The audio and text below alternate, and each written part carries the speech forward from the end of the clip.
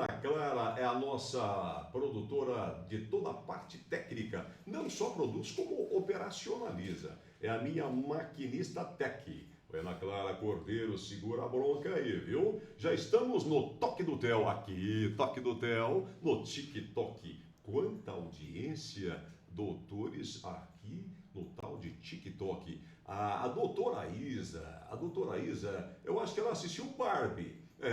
Daqui a pouco ela vai chegar na área, a doutora Isa Saturi. E também estamos no Instagram.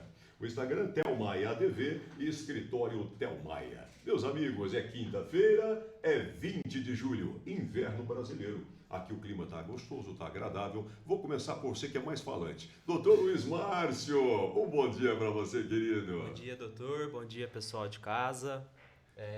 Eu acho que esse inverno é o inverno menos frio, né? Que eu já passei aqui em Franca. Ah, em Franca. Em Franca. Faz 8 anos. Na verdade, você mora no outro país, não é? Você mora aqui na divisa conosco. Você mora em São Sebastião do Paraíso. São Sebastião do Paraíso. Ainda acaba mudando para Franca, não é possível. Tem gente fazer já a mudança da certidão de nascimento. Na já realidade, nasceu eu aqui. sou francano, né? Então já tô em casa. Você é mineiro, você é paraísense por adoção. Isso. Que maravilha. Doutor Adonis, com cara de francano, hein? É da Gema ou da Clara? Não, pode passar. Não, pode passar. Passa aí uma espuminha. Eu não sou da Clara, não. Eu nem da Gema, eu sou. Não corta a barba sem um creminho, não. Franca, não. Doutor Adonis Caleiro é um dos especialistas mais renomados hoje do Brasil. Aqui no estado de São Paulo, falo com segurança no que diz respeito à sua aposentadoria por tempo de contribuição. A aposentadoria da pessoa com deficiência por contribuição. Mas tem uma menina dos olhos aí que é a tal de aposentadoria especial. Doutor, o que é isso? É uma das perguntas. O que é aposentadoria especial? É um tipo de aposentadoria? É um nome? O que é isso, doutor? É uma das primeiras questões que se põem aqui. Bom dia para todo mundo aí. Bom dia. Mas vamos lá então, você já me colocou uma responsabilidade. Sim. Tá, vamos lá. A gente trata aqui bastante de aposentadorias que a gente chama de programáveis, né? Vamos diferenciar, porque eu acho que vai ser um dos tópicos também, que vão ser aposentadorias por incapacidade, auxílio-doença, aposentadoria por invalidez. E eu trato da área de aposentadoria, vamos falar, programáveis, é aquela que a pessoa contribui e se programa para aposentar. Quer dizer, ela pode calcular o tempo, verificar valores de salário de contribuição, ou ela vai planejando. Não é uma coisa que acontece de uma hora para outra. Não. Como nós vamos falar daqui a pouco, quando você menos espera, você cai doente. É a não programável. Exatamente. Doutor Luiz Márcio, doutora Isa Saturi. Isa vai segurando aí a alça, viu? Então, mas aí quando a gente fala desses benefícios programáveis, vem também a aposentadoria especial. Sim. Que até a legislação anterior, antes da reforma, era um belo atalho para a pessoa se aposentar. Obviamente não era automático, dependia da atividade que a pessoa exercia.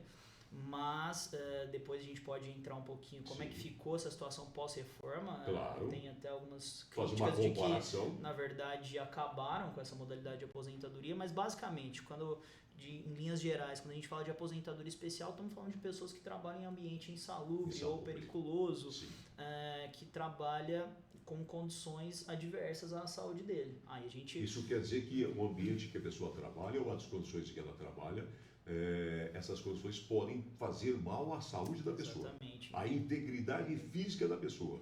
Tem muita gente, muito doutrinador, que chama a aposentadoria especial de uma invalidez preventiva. Preventiva. Porque se a pessoa continuar a permanecer por muito tempo nesse tipo de atividade, ela fatalmente vai ficar doente. Cai doente. Então, e vai custar mais caro para o Estado, para a sociedade, né, doutor Luiz Márcio? Então, essa é a aposentadoria especial e... citando algumas atividades que o pessoal sempre pergunta e aí a gente vai...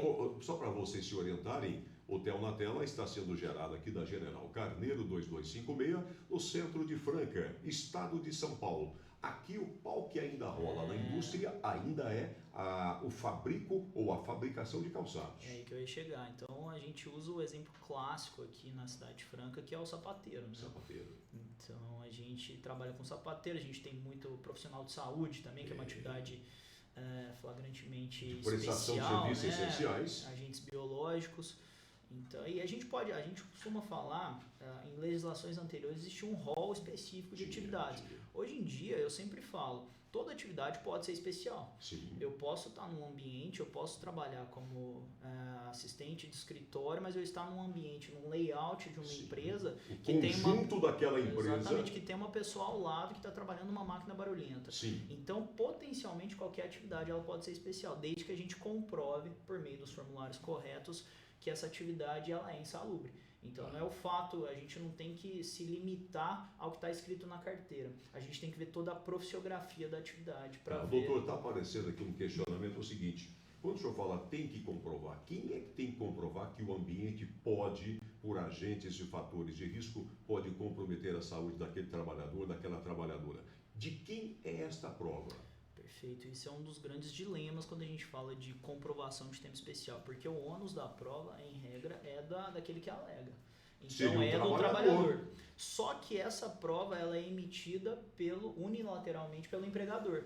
Então existe aquela dicotomia que a gente fala entre o interesse do empregador que não quer pagar custas diferenciadas de ter um trabalhador em ambiente insalubre e o interesse do trabalhador que efetivamente está exercendo uma atividade insalubre.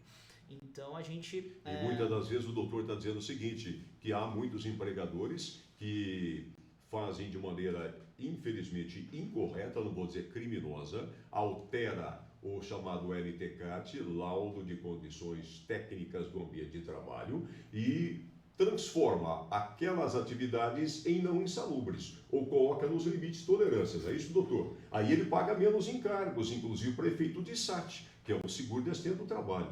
Isso prejudica demais o operário. Perfeitamente. E o grande desafio que a gente tem enfrentado na justiça é fazer valer a realidade laboral da pessoa. Então a gente tem que de alguma forma tentar desconstituir esse documento quando ele está equivocado. A gente tem, graças a Deus, casos... né, doutor? Você não dá o laudo para aquele interessado, para aquele parceiro, você dá o PPP. Que é feito com base nas informações do laudo técnico. Sim.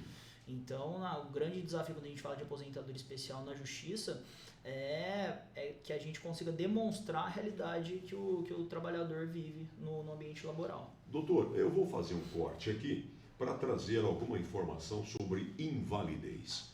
Nós temos tido um número muito elevado de pessoas, doutor Luiz Márcio, afastadas por incapacidade para o trabalho. Houve na reforma alguma eventual redução do valor? O operário ganhava R$2.000 e ele se afastava, o doutor Adonis se lembra nessa parte mais também, velho, né? Que tinha pessoas que quando ia para auxílio-doença, quando pegava os 80% maiores salários de contribuição, havia pessoas que ganhavam mais na ativa do que trabalhando. Agora não teve um redutor aí não, hora de calcular o valor de um auxílio por incapacidade temporária, um antigo auxílio-doença? Houve isso, doutor? Ou estou vendo fantasmas às 11h42? Não, houve sim, doutor. Houve. Houve. Na realidade, antigamente era, se eu não me engano, 91%, né? Na média dos 80% maiores, Isso. sem o fator previdenciário. Exatamente. E agora caiu para 60%, né? Nossa, Também. E 2% a mais. 2% a mais. Mas para quem tem acima de 15 anos. Isso. Então, na verdade, você sai colado do salário mínimo. Isso, exatamente. Que prejuízão, Uma drástica, né?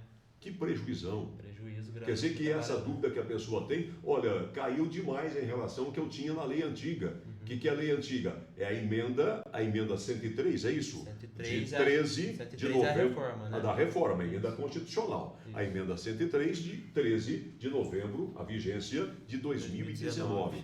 Já vão para 4 anos, gente, essa mudança. Nós estávamos no calor disso, doutora Isa, agora há pouco, todo mundo estressado, órgãos de classe, síndico, parece que foi ontem. E a situação é tão dramática porque afetou gente demais. Nós devemos ter hoje um universo superior, doutor Luiz Márcio, a 70% dos benefícios concedidos só na invalidez. Como é que eu faço? As pessoas querem saber. A pessoa está trabalhando, já apresentou atestado de 15 dias e o médico acabou dizendo, olha, eu posso dar mais atestado, mas a empresa não está querendo. Como é que resolve isso, doutor? A pessoa se acha incapaz para o trabalho, ela se sente incapacitada para o trabalho.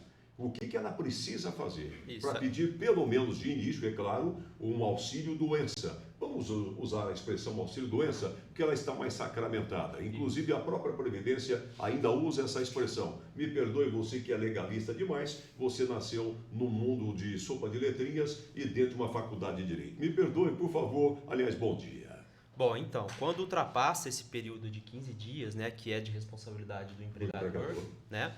Então, se a pessoa tem um atestado médico que ultrapassa esse prazo, ela tem que ser encaminhada para o INSS, né? E primeiro ele tem que ter obrigatoriamente um processo administrativo. Ela vai ter que agendar uma perícia. Não posso ir direto para a justiça? Não. Não, é requisito. Eu levo na cabeça, é isso? É requisito, tem que ter um processo administrativo antes, que é a negativa, um indeferimento do INSS, né? O Supremo Tribunal Federal já assumiu isso aí, já decidiu esse tema. Esse tema já está decidido. Não adianta, meus amigos, não adianta minhas amigas advogados querem inventar. No tempo do antigo Tribunal Federal de Recursos, havia um entendimento de que não era necessária a exaustão, o exaurimento da via administrativa. Você não precisava ir ao INSS, até porque havia, gente, locais do país, e há até hoje, que é muito difícil, doutor Adonis, você chegar numa agência da Previdência. Às vezes o cidadão mora no interior do sertão nordestino, por exemplo, ele tem que viajar 3, 4, 5 horas, às vezes de carona, para chegar numa perícia médica de uma capital ou de uma cidade maior. Não tem como escapar por essa decisão do Supremo? Não tem como. Então, hoje é obrigatório. O INSS... Para demonstrar o interesse de agir. Exatamente. Recentemente, o INSS liberou no próprio site, né, no meu INSS, a possibilidade de fazer um agendamento de perícia virtual. Virtual? E aí você anexa os laudos, porém eles fizeram uma sacanagem, né? Que a concessão do benefício ela tem que ser limitada a 90 dias. Então... Mas já ajuda. Quer dizer, ajuda. Na perícia virtual... A perícia virtual não é melhor que a presencial, não? Alguém pode me responder? Porque uma perícia de INSS tem demorado uma média de quê? Estourando aí uns 10 minutos. Nessa faixa, não estou falando do LGA, não. Aqui em Franca, nós fizemos uma palestra, às vezes, meus amigos, falando de Franca, conhecimento de causa. Nós observamos que no NGA, que é um núcleo de gestão de assistência à saúde, que trabalha com especialidades, a média de demora de uma consulta é estourando 2,5 minutos. Quem estava na nossa palestra, na nossa conversa na Câmara Municipal de Franca, há algum tempo atrás, ficou assustado, porque nós levamos prontuários.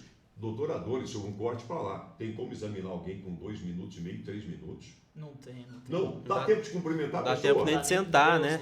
Ali, né? Dá tempo de identificar o paciente, doutor? Não dá. Então vamos pensar em 10 minutos numa perícia presencial numa APS, Agência da Previdência Social. Doutor, eu não sei não, hein? Se essa antecipação desse auxílio-doença numa perícia virtual não é um mal menor, me permite até divergir, eu acho que é menos nefasto, menos prejudicial, que já dá um indício de reconhecimento para que aquele segurado e aquela segurada, até numa segunda hipótese, vá para a justiça dizendo, espera um pouquinho só, se eu fiquei afastado 90 dias, eu estou com as mesmas doenças, com os mesmos sinais, com os mesmos sintomas, como é que eu sarei de uma hora para outra se o médico que cuida de mim, o meu médico assistente, ainda que do SUS, está dizendo que eu não estou de alta? Concordo. Isso é tudo feito em nível também eletrônico, doutor? Tudo em nível eletrônico, né? Como é que funciona um processo administrativo? Vamos lá. Então, se o processo administrativo não for esse virtual, como eu estava falando, a pessoa tem que ser encaminhada para a perícia, ela faz o agendamento, né? Comparece até a agência do INSS, vai ser examinada por um médico, num prazo máximo aí de 10 minutos, né? E aí o médico ele vai atestar se ela está... Generoso, é claro. Generoso.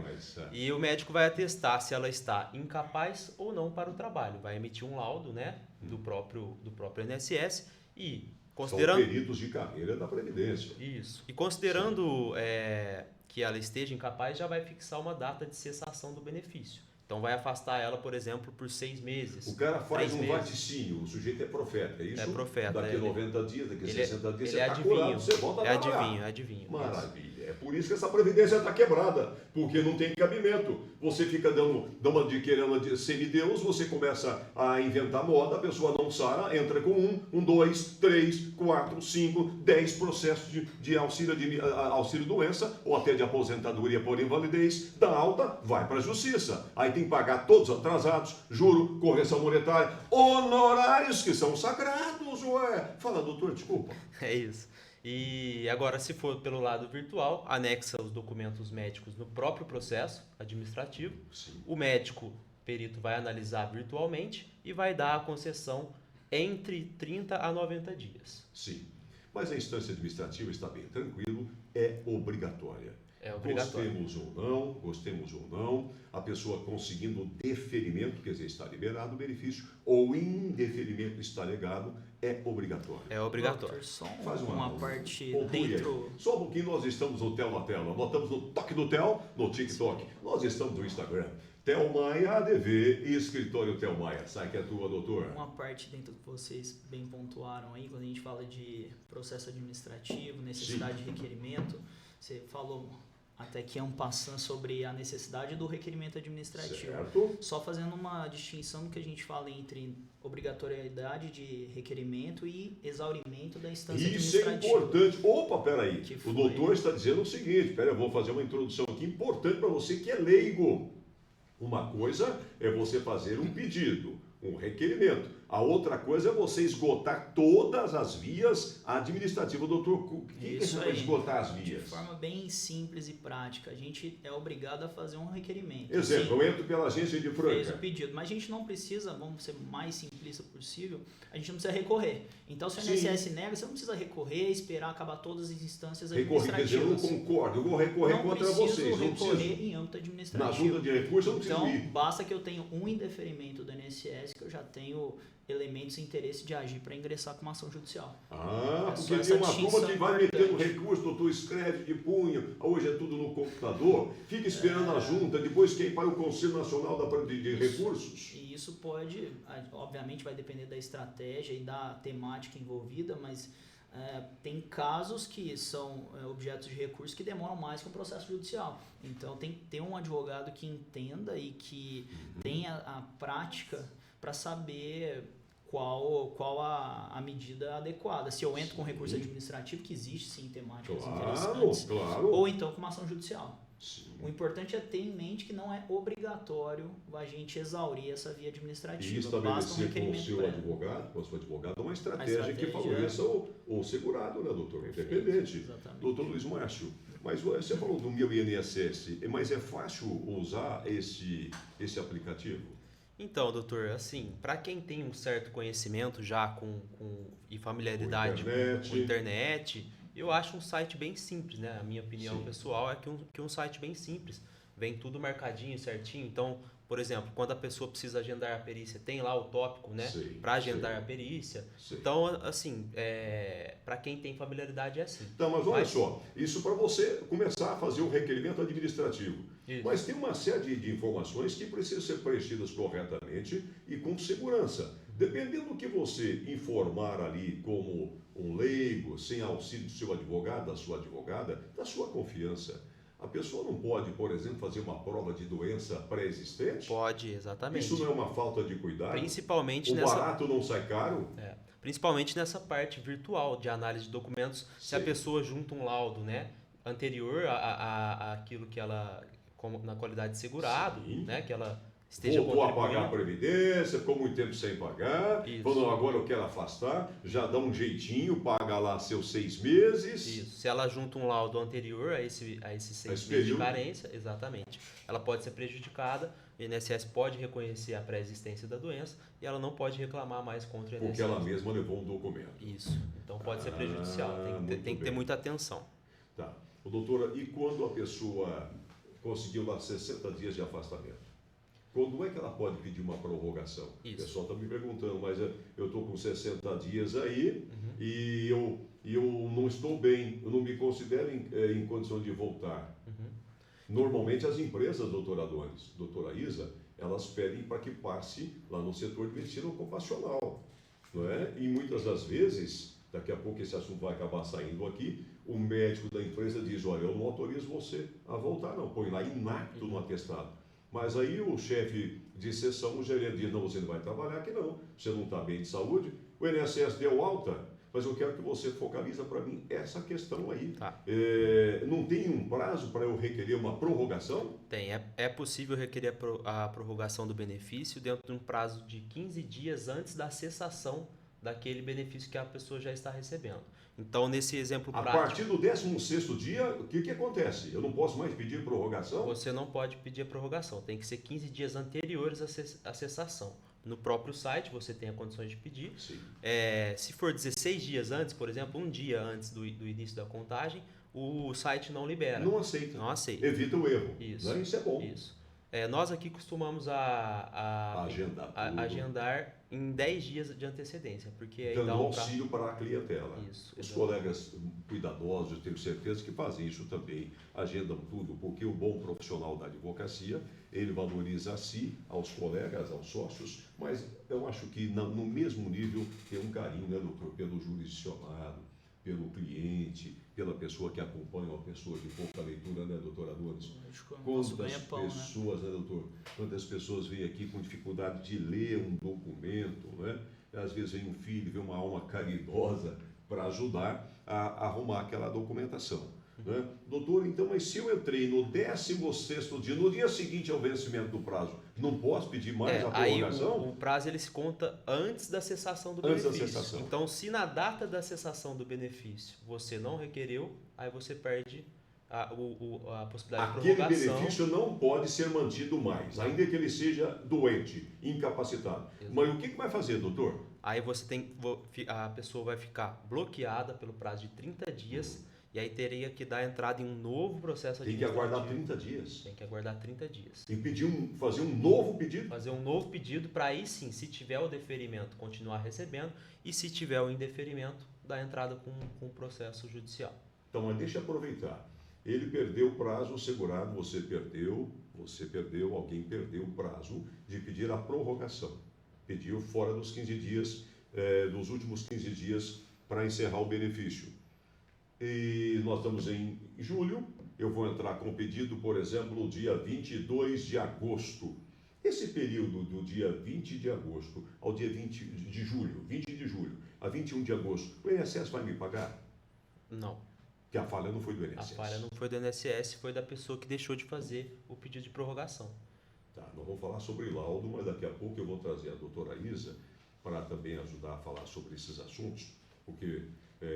temos a doutora Isa Saturi, doutora Andressa Oliveira, temos o doutor Luiz Macho, doutor Walter Moreira, ele é americano ou não? O doutor Walter Moreira? Moreira, Ele é Moreira? Tem um pezinho na América, né? Na América, que é a América Brasiliense, perto de Ribeirão? Por aí. Ele é de Ribeirão? Americana ali, né? Americana, lá de Barretos. É forte, hein? Nosso parceiro também. Ele está acompanhando a live? Doutor Walter Moreira, tá ligado? Oh, meu Deus, segura essa pedrada aí, meu filho.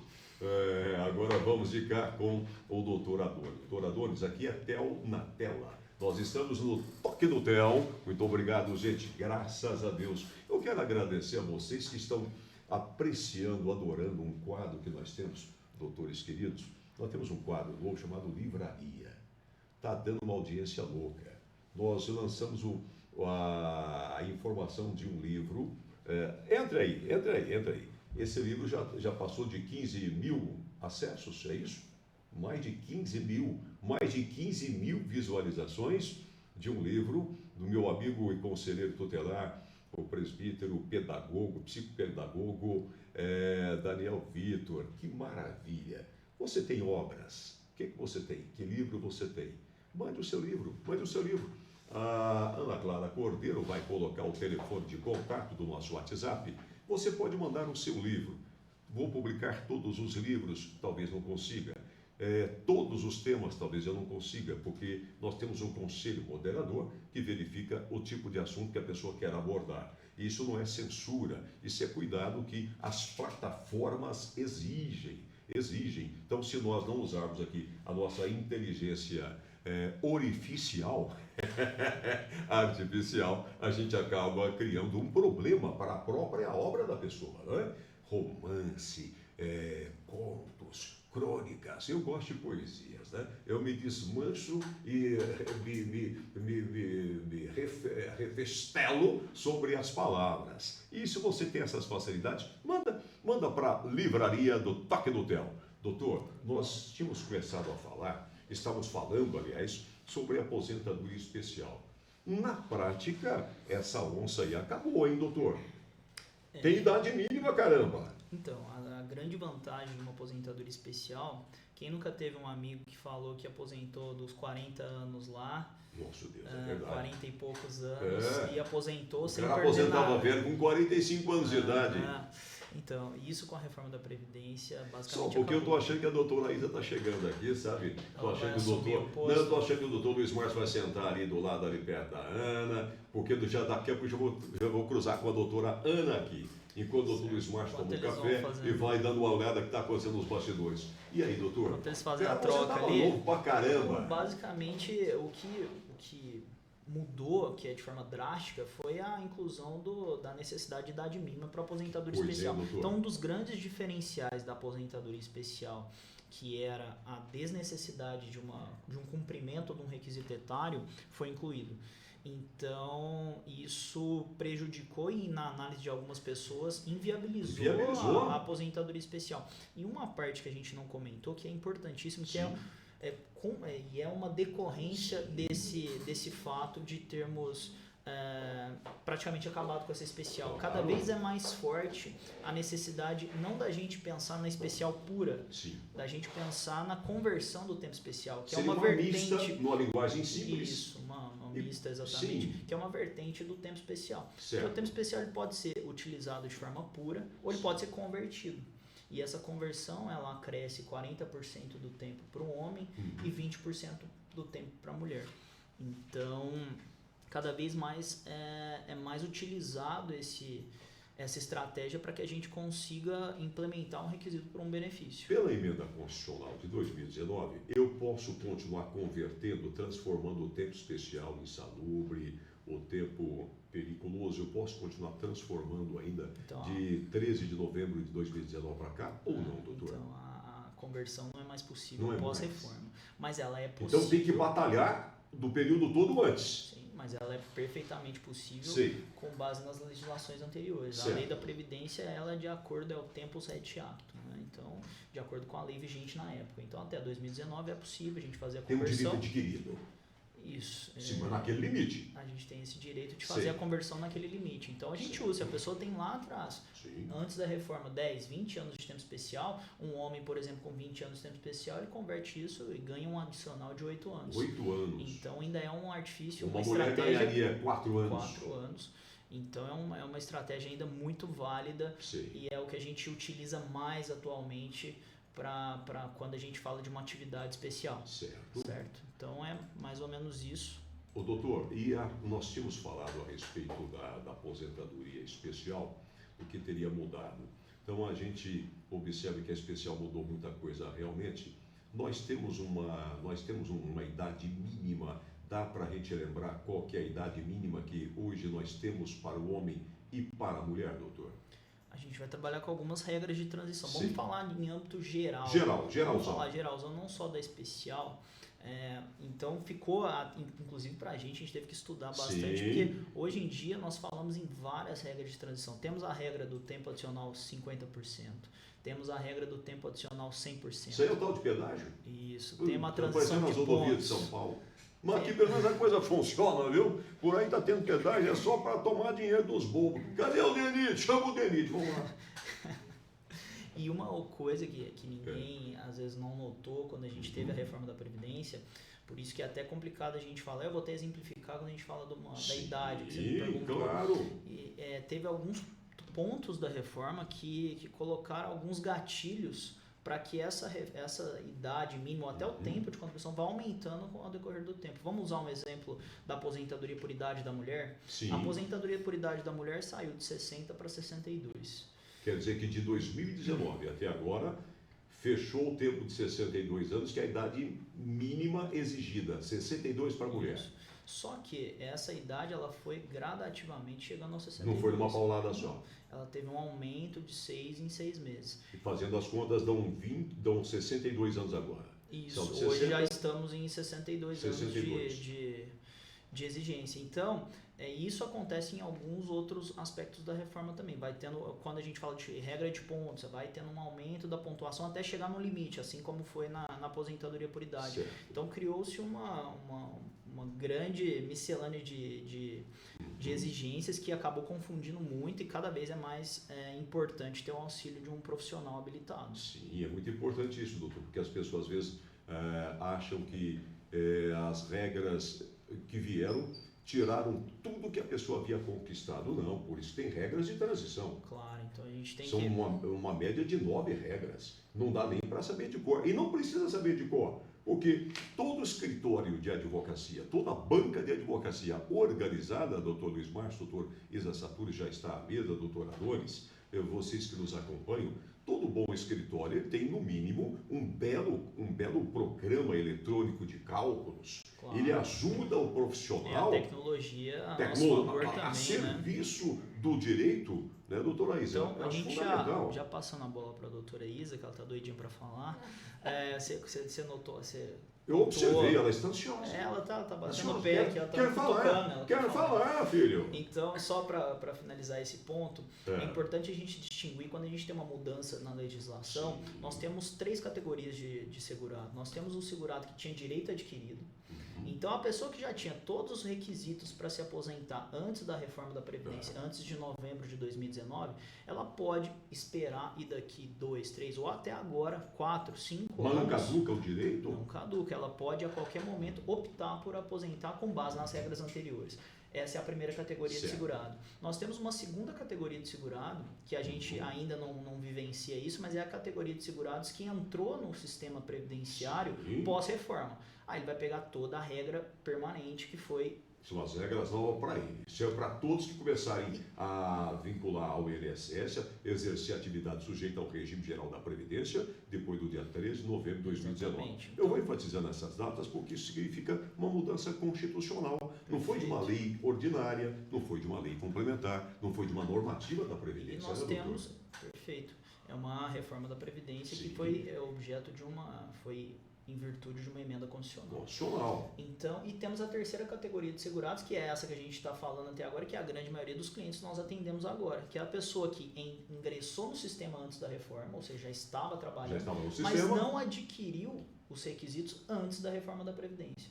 Essa pessoa, ela pega uma legislação que a gente chama de legislação mista, pega a lei anterior, mas pega alguns requisitos da lei posterior, que é basicamente o que você me falou, é o pedágio. Então, o pedágio é como se fosse essa transição mesmo, é uma regra de transição entre a legislação anterior e a posterior. Para não ser tão injusto, né? Injusto ele vai ser mesmo. Mas e é feito isso para tentar suavizar os efeitos de uma reforma. Sim. Então é essa a terceira categoria, que é a que a grande parte das pessoas estão vinculadas. Certo, muito bem. O doutor está ponderando sobre isso, mas ele vai voltar um pouco mais, porque uma das grandes preocupações hoje que eu observo aqui, principalmente o pessoal da área de costumes, da área de indústrias químicas aqui na região de Franca e várias partes do Brasil, as pessoas que trabalham em ambientes hospitalares ou similares, numa UPA, numa UBS, num ambulatório, né, doutora Isa? São pessoas que estão sujeitas aqui em Franca, já dissemos, a indústria de calçados ainda é muito forte, pessoal que trabalha em serralheria, oficinas de funilaria, mecânica, tem locais que você não consegue nem ouvir a voz de um colega do lado. Você está do lado da pessoa, você não a ouve. Doutora Isa, você assistiu a Barbie ou não? Boa tarde, doutor. Boa tarde a todos. Você disse bem, 12:07. 12:07 já. Olha, é um prazer, ela saiu fora da Barbie, você viu, mas é uma alegria você participar efetivamente aqui dessa nossa live, envolvendo benefícios por invalidez e benefícios em geral. Doutora, pelo que você vê, quais são as doenças que mais pipocam aí? O pessoal diz que os problemas de coluna são os mais recorrentes. É mesmo, doutora? Com certeza. As colunopatias são a grande maioria dos problemas que as pessoas vêm enfrentando. E as doenças de joelho, né? Sim. Relacionada tudo envolvendo à ortopedia. a parte de ortopedia. É a grande maioria. Será que isso é em razão da ergonomia, da falta de uma boa ergonomia, isto é, as pessoas não têm equipamentos adequados, assentos adequados, equipamentos adequados? Será que nós vamos sofrer muito ainda para que nós tenhamos a efetiva proteção? Não é só do trabalhador, o autônomo também é um trabalhador, às vezes ele é mal interpretado. A gente trabalha também. Trabalha pra Cacilda, Cacilda que fala, pra cacete, para não ferir ninguém. Tá? Nós trabalhamos muito e a gente às vezes faz economia de uma máscara, de uma cadeira adequada, de um assento adequado, de um suporte para os pés. E isso contribui para agravar as doenças, doutor? Com certeza.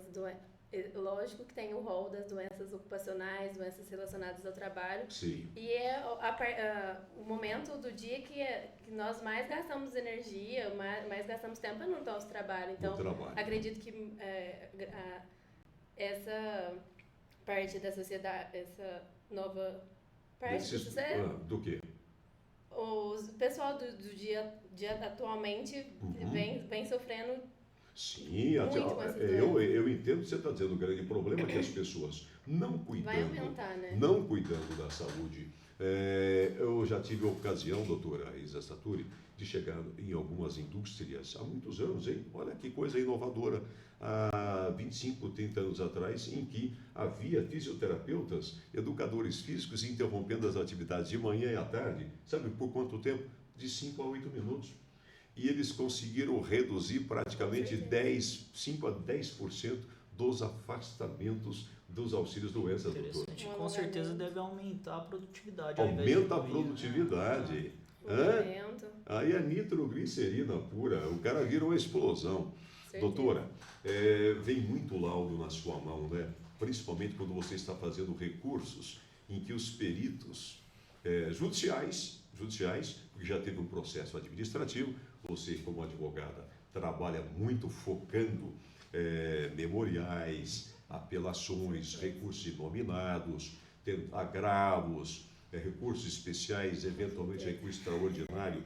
No que a gente consegue bater para salvar um processo, doutora? No que a gente busca reformar, mudar uma decisão para favorecer um trabalhador, uma trabalhadora, um segurado, uma segurada que, mesmo estando inválido para o trabalho, tomando medicamentos, fazendo fisioterapias, seguindo tratamentos, tem pessoas com alta do setor de oncologia. Isso é câncer, minha gente. O que dá para argumentar, doutora, assim, de uma maneira simples? A primeira parte que a gente sempre fala no escritório é a instrução, né? Nós temos que ter a instrução probatória muito forte, com vários relatórios médicos dos assistentes, dos assistentes médicos que acompanham as pessoas, os clientes aqui do escritório. Junto com o relatório, você tendo os exames, você junta o resultado, o laudo do relatório. Relatórios médicos, exames. E nós apresentamos isso para a Justiça. A pessoa vai ser submetida a uma perícia médica com os peritos da Justiça Federal. Sim, porque a do INSS já deu alta mesmo, já negou. E vindo esse laudo, a gente tem que sempre olhar com toda a minúcia, analisar tudo e fazer sempre uma manifestação bem feita, porque essa manifestação vai ser utilizada para todas as outras peças do recurso, do processo que a gente vier a perder, doutor, né? Uma doença pode ter diferentes efeitos, manifestações em relação à atividade da pessoa, não pode? Com certeza. Uma coisa é o Theo Maia aqui sentadinho em Buritim, problema de coluna, outra coisa é um pedreiro.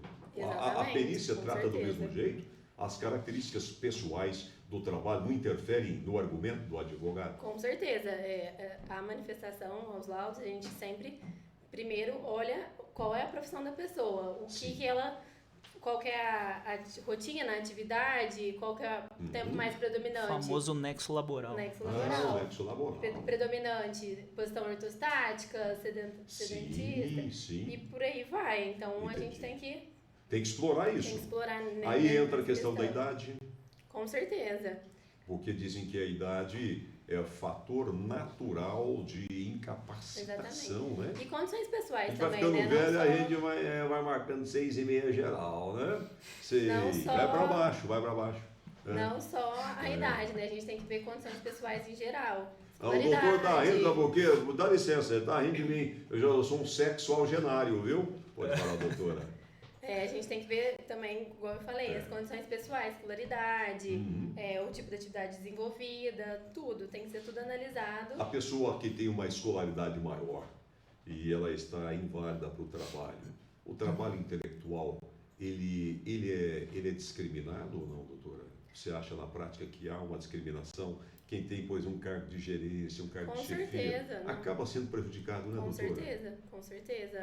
A análise do perito sempre sugerem que há algum meio de se conseguir desenvolver a atividade seria uma invalidez parcial, Exatamente. Faz um tratamento ambulatorial. Exatamente. Isso, na prática, doutora, não está aumentando o número de demandas, não? Será que o INSS não está fingindo, e os próprios peritos judiciais, claro que nem todos, eu falei 100% ou 101%? Claro que eu não falei nem todos, mas a grande maioria hoje não tem analisado isso com cuidado. Isso não está aumentando o estoque de processo contra o governo, contra a Previdência Social? Ela é a maior ré do Brasil. Com certeza. Não é possível que esses peritos estejam certos.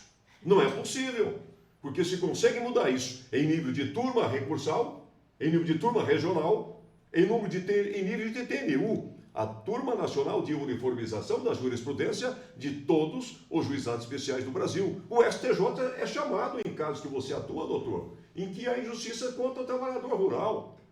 Será que não dá para praticar uma justiça mais correta, mais isenta? Mais isenta? Você não tem que se preocupar com o déficit da Previdência, senhor perito, senhor juiz, senhor procurador da Previdência. Você tem que se preocupar com o processo, com a justeza das provas que estão ali, não é? E é difícil, jogar uma bola do lado de cá, é muito difícil você fazer uma prova, doutor, pericial, é praticamente impossível, ao pé da letra, em nível de pequenas causas. Muito difícil, muito difícil. A gente tem alguns casos que temos perícia, mas são processos oriundos da turma recursal, a segunda instância, quando a gente fala de juizado.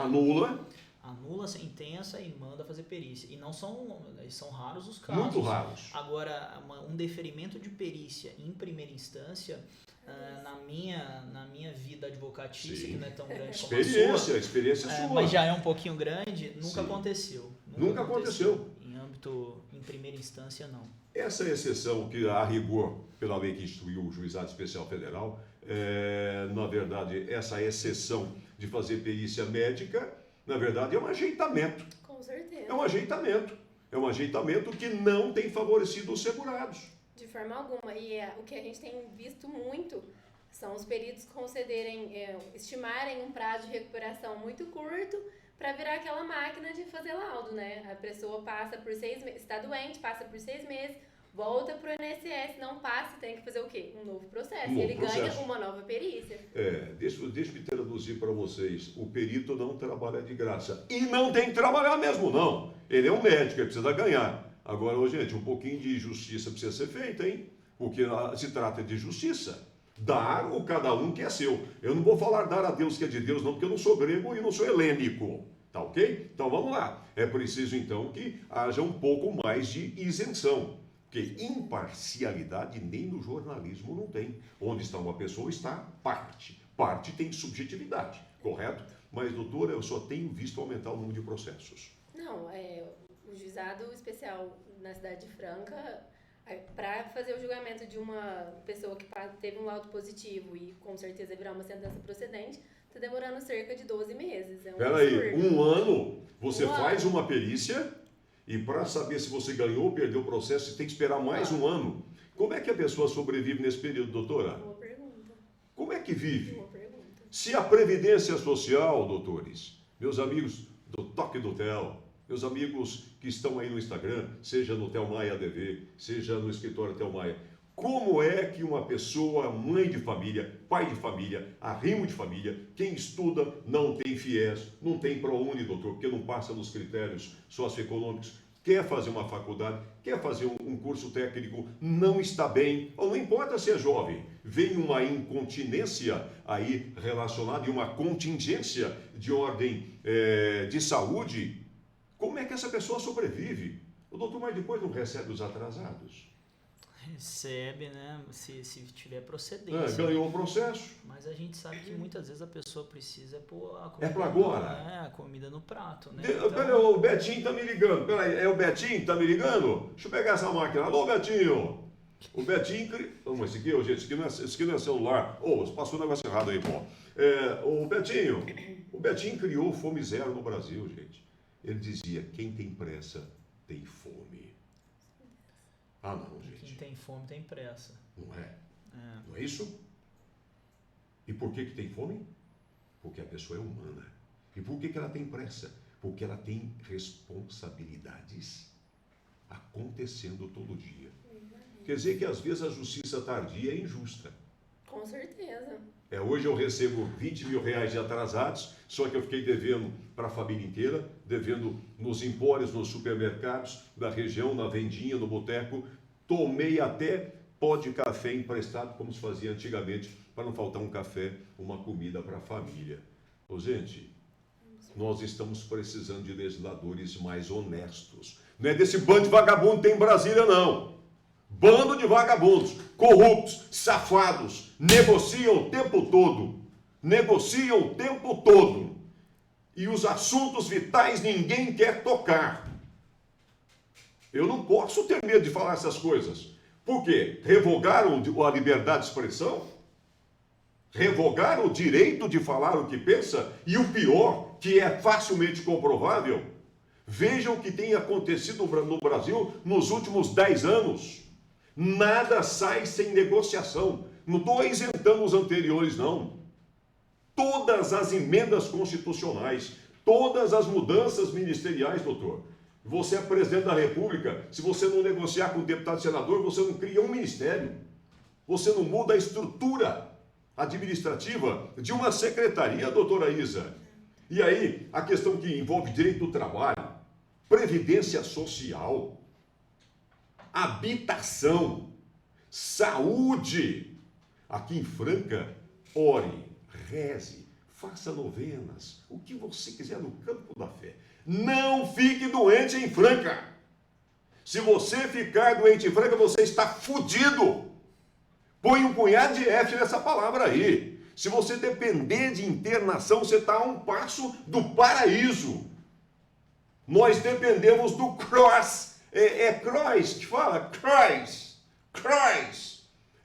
Uma central que regula as internações. Isso é aposentadoria por invalidez. Isso é auxílio doença. Isso é auxílio acidente. Isso é pensão por morte, doutor. As pessoas vão sendo tão desprezadas, tão desleixadas, tão esquecidas, tão abandonadas, que elas vão piorando a qualidade de vida. Meu Deus, doutora do céu, a gente não tem como fazer uma live dessa e não ter uma aceleração de coração com 2 Covids. E quem já enfrentou a infecção generalizada.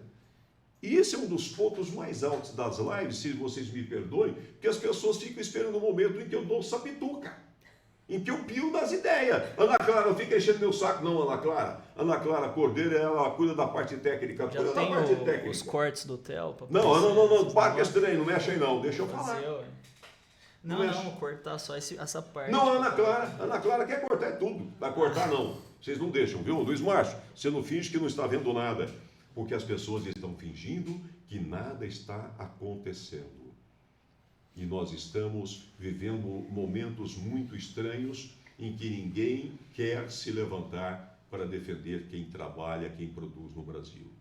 E quem trabalha é você que é registrado em carteira, é você que é microempreendedor, você que é pequeno empresário, empresário de porte médio, os grandes também. Será que todo empresário grande é vagabundo? Não! Será que todo grande empresário, uma empresa multinacional, ela é necessariamente sanguessuga no Brasil? Não! O mundo tem muitas pessoas boas, por isso aqui não acabou ainda. Então ainda é possível encontrar alguma raiz de justiça nas coisas. Gente, isso tem uma vinculação com previdência social que vocês não imaginam. Doutora, voltando agora para esse campo aí. Tem sido fácil mudar as decisões dos peritos da primeira instância? De forma alguma. Tem sido difícil? praticamente impossível. Quando a gente recebe um laudo negativo, nós já ficamos chateados. Chateados com o cliente. Porque... Não é com o cliente, juntamente com o cliente. Com o cliente. Certo. Porque reverter essas decisões na turma recursal tem sido muito difícil, praticamente impossível. É uma vez ou outra que a gente consegue retornar o processo para fazer um processo que a gente, doutora Adonis, doutora Isa Santuri, doutor Ismárcio, um processo que a gente reverte traz uma satisfação que vale milhões. Com certeza. É um injustiçado a menos. Exato. Isso aí é a gente justiça, vai até o né? fim todos, porque é o nosso dever e é o que a gente quer, reverter a situação para trazer o benefício para o cliente. Doutora, me conta uma coisa, as pessoas estão perguntando aqui, tem acontecido muitos acidentes domésticos. Tem uma turma que quer consertar o telhado e teve chuva ontem à tarde, mas hoje não está chovendo, e deu uns pinguinhos aqui, rapaz, a água desceu pelo lustre e caiu em cima do sofá. Então, nós vamos consertar. O sujeito não vai chamar um especialista em obras civis, não. Ele quer fazer economia, ele já vai lá e sobe e despenca lá do alto. Está pagando o INSS direitinho, doutor? Autônomo. Essa pessoa consegue algum benefício, doutora? Com certeza, com certeza. Ué, por que ela consegue? Que tipo de acidente que ela está sofrendo aí? Um acidente de qualquer natureza, né? Qualquer natureza? Mas não tem que ser no trabalho? Não. Quer dizer que um acidente de qualquer natureza não Também tem que ser... Eu não preciso estar no local do trabalho. Ela me dá o direito de me afastar do trabalho e receber uma prestação em dinheiro, doutora. Com certeza. E aí é preciso seguir os mesmos caminhos de um auxílio-doença normal, doutora? Os mesmos moldes que o doutor Dismárcio falou. Sim. Doutora, se usarmos esses critérios das alíquotas de cálculo do salário de benefício da emenda constitucional de 2019, se nós aplicarmos os redutores a partir de 60%, a pessoa vai ganhar menos que o salário mínimo, doutora? Impossível. Só se for no caso de auxílio-acidente, né? Sei. Nos é assegurado. Mas no afastamento ninguém vai receber menos que 1.320? No afastamento não, a não ser que seja o auxílio-acidente. Não, falando de auxílio-doença normal. Auxílio-doença normal é assegurado. Pensão por morte também não? Também. Sim, no menos que o mínimo ninguém paga. Não paga. Já o auxílio-acidente, exceção. que vai depender das sequelas, Exatamente. das lesões, da redução da capacidade do trabalho, aí pode ser inferior a um salário mínimo. Existem casos que pode ser inferior. Poxa vida. Nós estamos a 12:25, nós estamos aqui há praticamente 5 minutos para nós fazermos um fecho. Doutor, nós falamos a respeito de PPP. Tá, o PPP, o que ele é? Um formulário, doutor? É um formulário. O nome é Perfil Profissiográfico Previdenciário, mas Eu achava, basicamente... não é de partido político, não. É PPP. Não é E nem parceria PQP. público-privada, PQP é outra coisa, né, Luiz Márcio? Também não é PQP. Às vezes é um PQP. É um PQP. Dependendo do teor dele. Puta que partiu a tábua da mesa.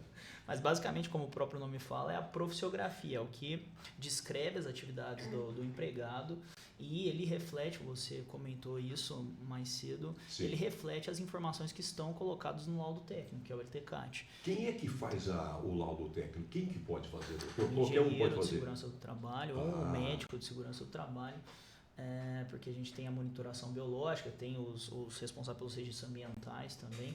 Então, tanto o engenheiro que tem a habilitação na questão do trabalho, segurança do trabalho, quanto o médico do trabalho. Médico do trabalho Eles também. são esses profissionais. Isso. E já para fazer, para espelhar essas informações do laudo, Já é um no outro formulário profissional. de PPP, aí um técnico de segurança do trabalho é a pessoa habilitada para fazer esse documento. E essa é uma área que tem crescido muito. Você que não fez uma faculdade, mas quer fazer um curso técnico, o Sistema S tem. Eu faço questão de divulgar o Sistema S. Senai, Senac é campeão A atividade disso. do técnico de segurança ela é muito importante. Importante, né, doutor? A gente tem contato com alguns profissionais dessa área, Sim. a gente tem até clientes dessa área, e na verdade é a pessoa que faz basicamente numa empresa, vamos falar na parte prática, e quem é trabalhador sabe, é a pessoa que faz o meio de campo entre o empregador e o empregado. Sim. Ele que faz ele ouve o empregado, E ele que normalmente entrega tudo prontinho para o RH assinar, o o empregador Isso, e o preposto. não né, só a doutor? parte burocrática, mas também a questão,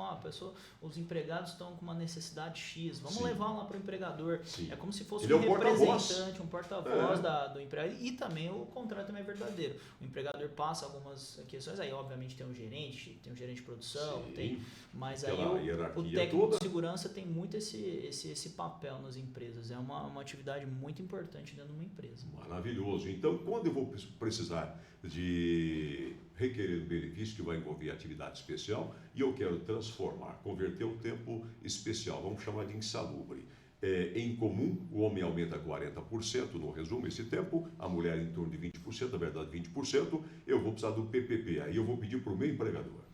Vai pedir para o empregador, o empregador é a pessoa que vai fornecer esse documento. Você não pode redigir esse documento e apresentar. Não, infelizmente não, senão a gente teria alguns resultados melhores. Né? Certo. Doutor, eu quero encerrar falando de revisionais com você.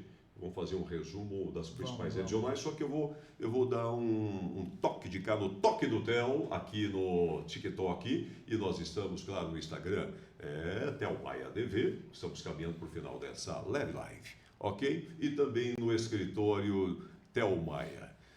Doutora Isa, se a pessoa, então, sofreu um acidente de trabalho ou de qualquer natureza, ela perdeu lá uma ponta do dedo, ou às vezes teve amputações, e a pessoa tem uma boa formação intelectual escolar, ela recebe alta do auxílio doença, da incapacidade temporária e, portanto, não vai conseguir se aposentar por invalidez. Ela precisa continuar no mercado de trabalho. Vê uma ajuda de custo aí. É o tal de auxílio acidente? Exatamente, é auxílio acidente. Tem que passar pelo requerimento administrativo de Tem que novo. fazer o requerimento administrativo próprio, né? Sei. Na legislação, se restassem sequelas, deveria ser convertido automaticamente pelo INSS. O próprio INSS teria que fazer isso. Ah, que esperança! Mas não é o que nós vemos na prática, né? A gente tem que fazer o requerimento. É um requerimento meio chato de fazer, tem que ser feito de maneira bem especificada, com laudo médico fundamentando. Exatamente. Qual é a sequela, qual é a lesão. E administrativo é bem difícil de É conseguir. bem difícil. Normalmente eles indeferem. Exato. Normalmente Aí tem repete toda aquela sina e sinagoga, diria a finada avó Francisca, repete a sina e a sinagoga lá na justiça. Exato. E como é que o juiz resolve esse problema se a pessoa tem ou não uma sequela, uma redução para a capacidade Aí de tem trabalho? que ser feita a perícia. Vai para a mão dos médicos de De novo! novo. Doutor, as principais revisionais. O doutor Luiz Márcio, depois você não esquece de pentear o cabelo tal, viu? E pagar o café. Fazendo um gancho com o que a doutora Isabela falou, na prática o INSS também teria obrigatoriedade de fornecer o melhor benefício que a pessoa tem direito. Está na lei, doutor?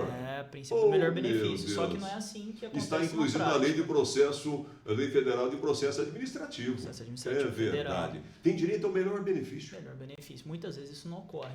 Então, quando isso acontece, a pessoa que requereu um benefício e se aposentou e depois viu algum elemento que estava incorreto nessa concessão, pode entrar com a revisional. Então, nós tivemos no ano passado um julgamento importante na STF, que foi a famosa revisão da vida toda, e isso gerou um burburinho grande quando a gente fala de revisões. Só que quando a gente pega uma carta de concessão, vê um segurado ser consultado, a gente não tem que se limitar a essa revisão, porque muita gente agora está só com o olho nisso. Às vezes a gente consegue uma análise... A bola da vez é a revisão da vida toda.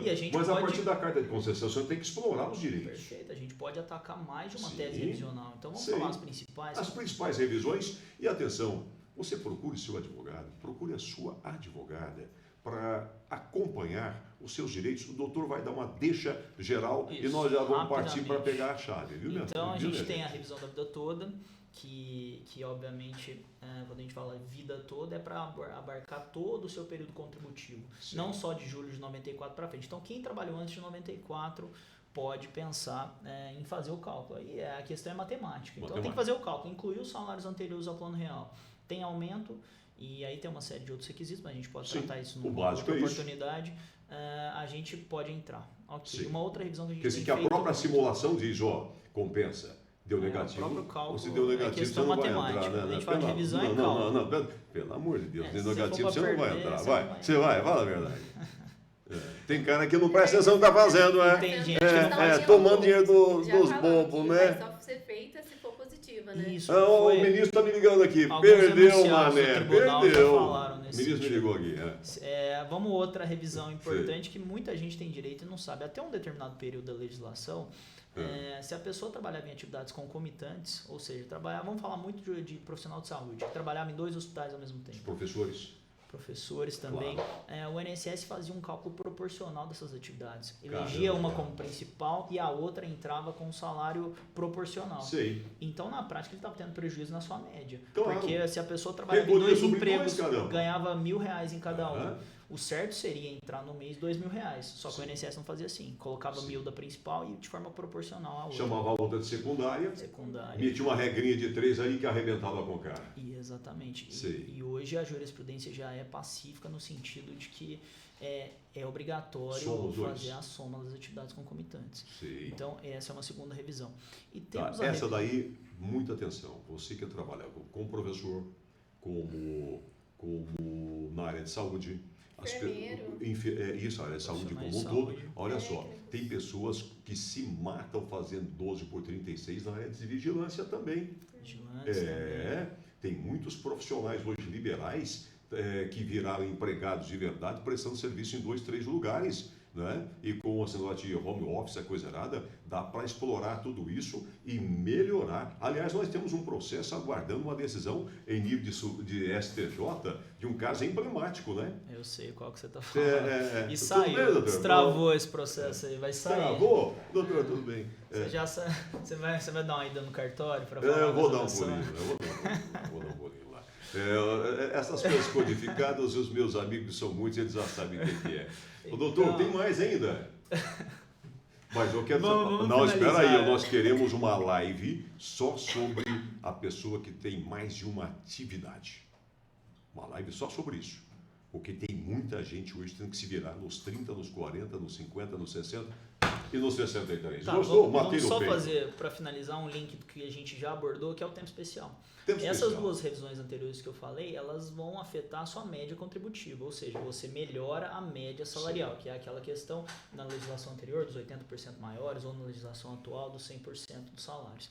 Agora tem as revisões que influenciam ou no coeficiente que foi aplicado, na perda ou no fator previdenciário, que é inclusão de tempo especial. Às vezes a pessoa aposentou com 35 anos de contribuição, Certo. lá em 2019. Sim. Só que com os períodos especiais que ela exerceu, ela consegue acrescer esse tempo e reduzir uma incidência do fator previdenciário. O fator previdenciário leva em consideração 2 variáveis. É uma fórmula pronta que tem a variável da idade. A idade em 2019 eu não consigo mexer. Tem soda Você vai ter cáustica sempre a também mesma idade. nessa fórmula ou não tem formol, não. Não tem formol Então também. você vai ter sempre a mesma idade. Só que a outra perninha da tabela, da fórmula do fator, a gente consegue manipular, que é o tempo de contribuição. Claro. E a gente aumentando o tempo Porque de a pessoa contribuição. trabalhou em mais de uma atividade, de naturezas diferentes, o advogado consegue mexer nessa fórmula. Isso, o tempo de contribuição a gente consegue aumentar ele e, consequentemente, reduz a incidência do fator previdenciário, aumentando o valor do benefício. Isso também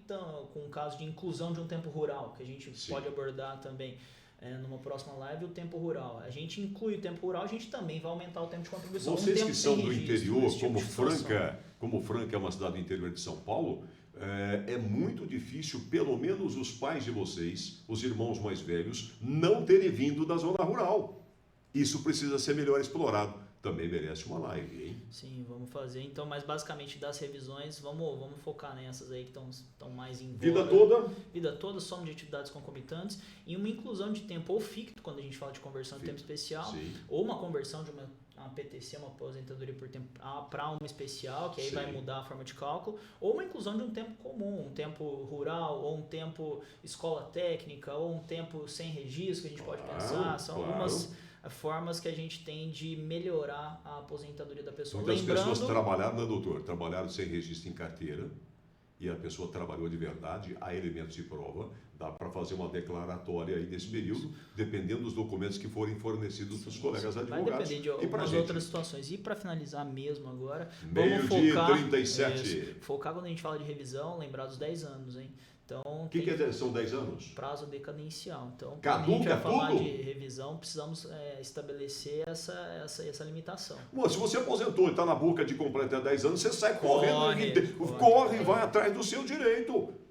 Doutora, um assunto que você, doutor Luiz Márcio, precisam abordar.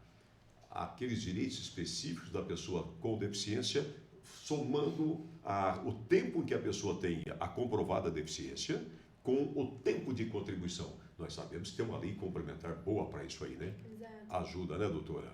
Especialidade da doutora Andressa. Da doutora Andressa, ela não estando aqui como não pôde estar, porque ela está recepcionando o familiar americano, então ela está com o pessoal de fora e ela não pôde estar aqui conosco, eu diria Gabeira Ungar. O Brasil levantará. Então nós vamos marcar, não adianta jogar a responsabilidade para os outros, Andressa, Luiz Márcio, você e o Walter Moreira. Tá bom? Com certeza. Podemos ir embora. Tem alguma coisa que ficou sem pontuar que é necessário? Não, acredito que não. Não? Tá. São muitos os temas, as pessoas querem saber como é que devem recolher a sua contribuição. Eu estou desempregado, eu não sei que código vou usar. Será que ser MEI é uma boa? MEI, microempreendedor individual. Tudo isso é muito importante e nós vamos já começar a trazer isso para vocês de uma maneira mais rápida e no máximo meia hora, pontuando modificações das leis que vão pipocando e já falam que o Brasil precisa enfrentar uma nova reforma. Você aguenta? Doutor, tchau.